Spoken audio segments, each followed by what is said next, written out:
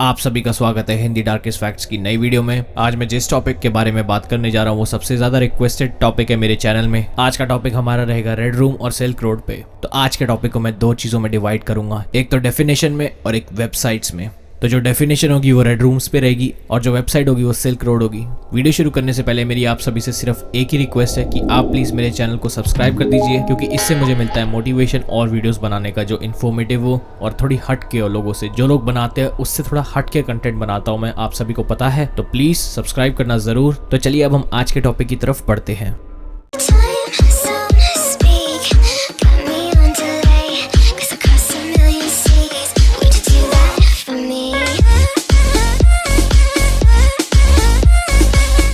Red rooms को define करने से पहले हम जानते हैं कि रेड रूम्स कैसे मिले थे।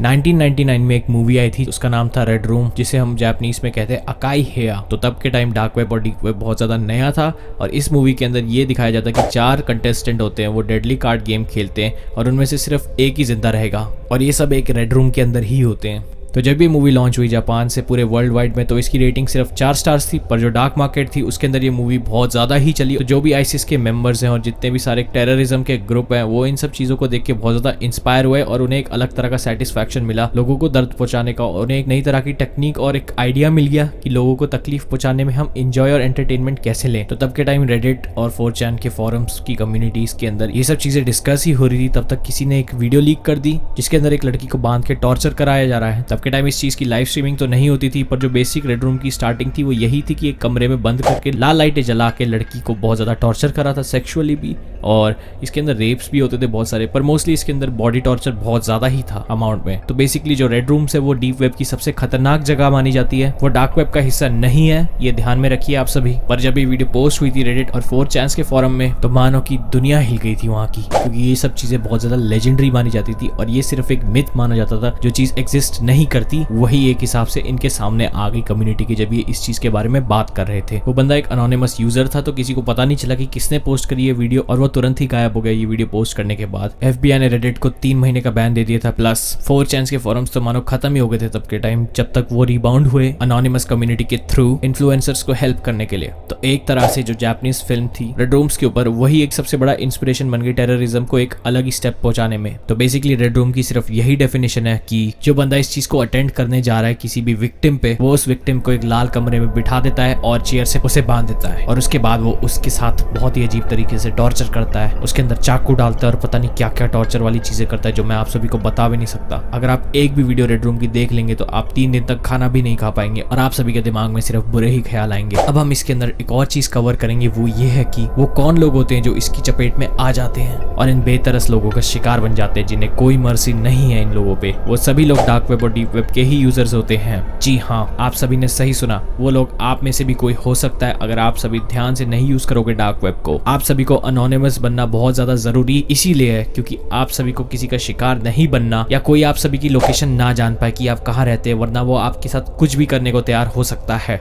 आप सभी को नहीं पता वो किस तरह के साइकोपैथ्स होते हैं जो डार्क वेब में इन लोगों की खोज में लगे रहते हैं। और आप सभी को अनोनिमस के ग्रुप में होना जरूरी नहीं है, ना कि कोई हैकर बनने की जरूरत है। बस अपनी प्रोफाइल को लोगों से छुपाने की ही जरूरत है आपको जब आप डार्क वेब में एक्सेस करोगे या डीप वेब में। उसी में मेरी अगली वीडियो बनाई जाएगी जिसके अंदर मैं आप सभी को सिखाऊंगा कि आपको अनोनिमस कैसे बनना है और लोगों से कैसे बच के रहना है। हर दिन लगभग 50 लोग रेड रूम की कम्युनिटीज में लाइव स्ट्रीम करे जाते हैं और इस चीज का शिकार बनते हैं। और ये जो रेड रूम में लाइव स्ट्रीमिंग थी वो 2008 या 10 से ही शुरू हुई है, मतलब इतना ज्यादा टाइम तो नहीं हुआ, पर ये जो रेड रूम के सर्वर्स है वो 2002 से शुरू हो रखे हैं। और रेड रूम्स में सिर्फ इतना ही। और अब हम आज के टॉपिक के पार्ट 2 में बढ़ते हैं जिसका नाम है सिल्क रोड। सिल्क रोड एक ऑनलाइन वेबसाइट थी जो 2011 में फाउंड करी गई थी और इसके अंदर ड्रग्स बेचे जाते थे ऑनलाइन डिलीवरी अवेलेबिलिटी के साथ। इसका जो नाम पड़ा था वो हैन डायनेस्टी 206 BC से 220 AD के टाइम के बीच यूरोप, इंडिया, चाइना और बहुत सारी यूरेशियन कंट्री के बीच की रोड के नाम पे पड़ा था। मतलब ये जो कॉन्सेप्ट है उसके बीच में इंडिया कहीं ना कहीं इन्वॉल्व्ड है। इसका ओनर रॉस विलियम उल्ब्रिcht था